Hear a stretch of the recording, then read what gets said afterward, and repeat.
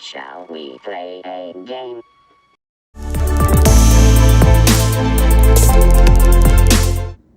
Hello everyone, welcome back to Vintage Gaming Memories. Let's just jump right into this one. So I bought this on eBay about a week ago because of my own research work when I was making the December edition of Flashback 40 with Antics and Analogs. And if you haven't checked out that video yet, you can get to that from the link right here. It's a pretty good one. It's a December holiday edition. Anyhow, luck would have it that I saw this Joy-Sensor joystick simulator by Suncom in the Antic magazine from 40 years ago. I looked on eBay, tempted about it, and sure enough it was there. So I had to buy it. Well, I gave in actually. I debated a little bit, but I figured it looked like a pretty cool looking joystick, or joystick simulator as they call it. This is somewhat of a rare item, I guess. You can find a few of those on eBay, but it's not something that's a sure find, nor will they be, in working or tested condition. So this leads me to the next comment about this item.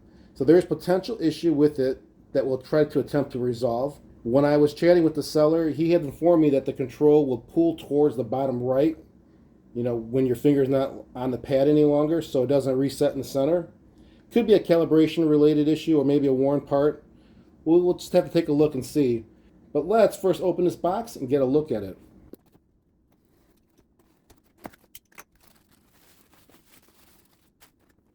Alright, there it is. I guess I forgot to mention it also comes with the box. The box wasn't really the big selling point for me. It was really the condition, at least the way it looked.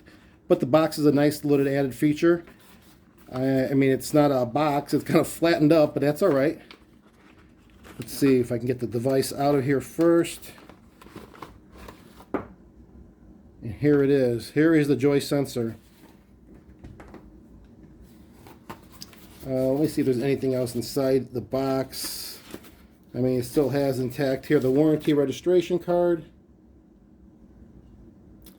Northbrook, Illinois. Now, I didn't grow up too far from there.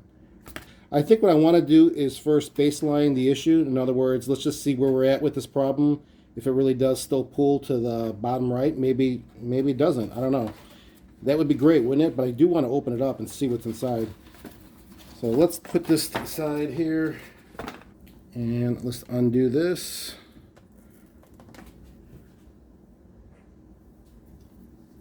No rubber bands for me. Okay. Let's get a look at this. I mean, I noticed there was a couple of blemishes on it. That's okay. A few blemishes. But here's the actual control pad, or the directional pad. You just put your finger on it and you would move it into whatever direction. But as I said, the seller said that if you remove your finger, whatever you're controlling on the screen would actually go to the bottom right. So we'll see if that is still the case. Here's the back. I wonder what kind of scratches. These are pretty deep. All the screws are there. We'll clean this up, but let's first give it a try. You know what? I'm going to clean it up first. Let's just clean this up, and then we'll give it a shot. Cord looks good condition. There's no fraying. Let me just do a quick cleanup on this, and then we'll try it with a game and see how it works. Since there's not instructions on it, I did look online to see how it should run, and I guess I have an idea. I got the box looking a little bit better, by the way. It's really not a box. It's kind of like a pyramid shape a little bit. The front, the Joy-Sensor from Suncom. Let's go and plug it in to my 800XL. We'll just try, I don't know, let's go with a very simple game. Let's try Pac-Man. Okay, I've got Pac-Man in the cartridge slot. I have the Suncom Joy-Sensor plugged in, and let's give it a run. So I figured Pac-Man, because it's 4-directional, it's very basic, so let's just try the basic 4 directions. Now, that plus here means 4 directions. Then you've got the star looking thing, which would mean the 8-directional option, which we're going to go with the 4. Let's see if it does with my fire button to start it. Here's fire, rapid fire. I don't know. We'll try. Turns on. Let's see. I go to the left. It does go down right away. I didn't go down. I mean, it does work. It doesn't really allow you to go in any direction. You only got 4 limited directions. So if it goes to the bottom right, which is more of a diagonal, you'd probably see it more often in a 8-directional game. So let's try missile command. Okay, missile command is in. And if you remember this game, you have your cursor or your pointer that goes around the screen where you would aim, and that's where you would shoot your missiles to wherever that location is. And if it really does have an issue, it will probably go to the bottom right, and we'll see if that's true. So let me put it to the 8. Let's hit start. Okay. And look, my pointer's already in the bottom right. So yeah, it does seem to fall towards that direction. And it looks like it's going there again. Now I'm curious, if I put it to the 4-way, it stays in place. So I think it really is with the 8.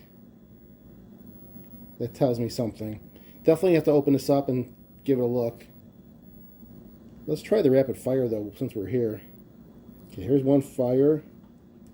Fire. Yeah, rapid fire is cool. It's like 3 shots at once. Thus the name Rapid. So the fire buttons all work. The directionals work. 4 and 8 options work. It's just the 8 directional, it just seems to fall to the bottom right, as stated.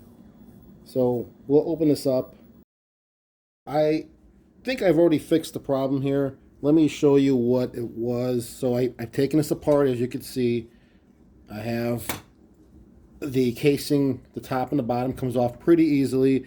Here is the PCB, and you can see some resistors in there. It's nothing really too surprising for a joystick. It's very basic.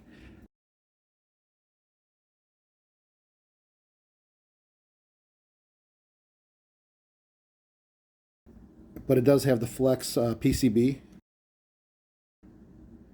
underneath. I won't pull it apart, but so here's the D-pad, and right above it, that little square area right there, that's where it controls whether it's going to be 4 or 8 directional. And the process of it determining that is with your slider. So here's the slider going left or right, and on the back side of it, you can see it's raised a little bit on the one side. So when you do go to the right, making it 8 directional, it will press down on that flex PCB. So I tested it by just pressing it down, and sure enough, I was able to recreate the problem of it going to the bottom right. So then I just went and looked at it closely by lifting up. Let me see if I can show you this underneath here. Just a flap, right? It's just a flexible PCB with the copper trace. And what you're doing is pressing it, the one copper trace to the bottom copper trace, making it a connection. So I looked closely under the microscope. I was able to see something was in there, but I didn't want to just can air it out and not know what it was. Obviously, that was probably a potential issue. So instead, I took myself a cotton swab and I dipped it in a higher IPA content, which is the 91%. The difference is less water. I mean, I have a 70% one. But anyways, I wanted to use that so it would stick to it, and it did. And this is what it was. Probably cannot even make it out. Not on this camera, so I will put it under the microscope and you can see. And as you can see, it is, I don't know what it is. I mean, obviously it's something, right? It's like it's part of the copper foil, but it could be a small piece of polyamide. I mean that's basically the plastic. I don't know what it could be, but anyways, removing that, retesting it by pressing back down on this, fixed the problem. Apparently there was something that was crossed and it was causing it to go to the bottom right, and looks like it works fine. I didn't put it together fully yet because since I have this all opened up, what I wanted to do is give this a nice clean. And I know I cleaned it already. Don't think I'm crazy, but some of these spots underneath here, which were kind of seated together from the top and the bottom, were not able to be cleaned. So they're very dirty. It's just a simple wipe down, clean, and then might as well clean the inside. It's kind of dusty in here. Don't want to get anything else in that flex PCB where it may cause a problem in the future for the direction. I'll do that, put it together, and then we'll see how it looks again. Okay, so I've cleaned it up. I just want to show you something that's pretty interesting. As I mentioned, this slider determines whether it's 4 or 8 directional, and when it's on the 8 directional, you are applying pressure on the flex PCB to make the connection. If you look, you can see a little bit of the copper coloring, I guess, or at least this coloring on here from being pressured onto that connection where the flex touches. And that's just over time. I mean, that does not come off. So I'm thinking, just a rule of thumb, if you didn't have pressure on it, it probably would make it better, so that way it's not always being pushed down on the PCB to PCB. I probably would always keep it on 4 directional unless you're really going to use 8. That way you're not always applying pressure, basically what I'm saying. That's just me, because it is an old piece of equipment. I have Missile Command in. I have the Joystick simulator connected to the 800XL. We'll start off with the 4-way, because we know it works, but let me just do that to make sure it continues to work since I put it back together. And let's just see if my target pointer stays in the center of the screen like it should.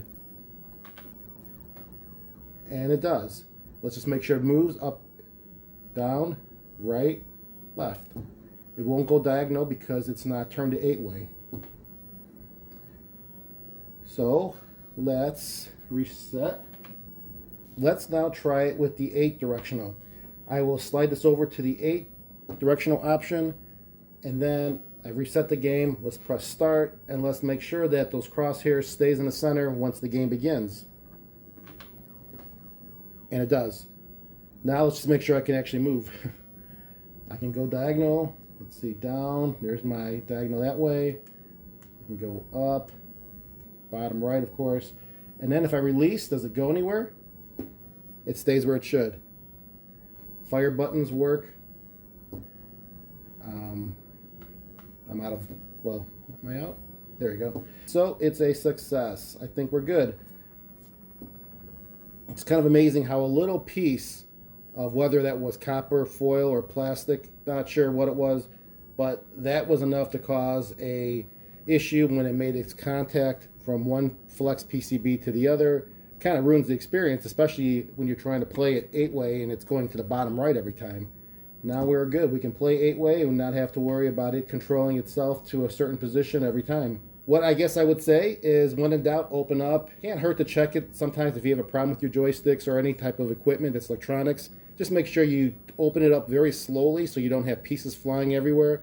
This being a joystick, I knew there wasn't too much going inside of it. It's very basic. You know, the PCB was very small, as you saw. At least the hard PCB wasn't that large, and it's a joystick. There's not much to it.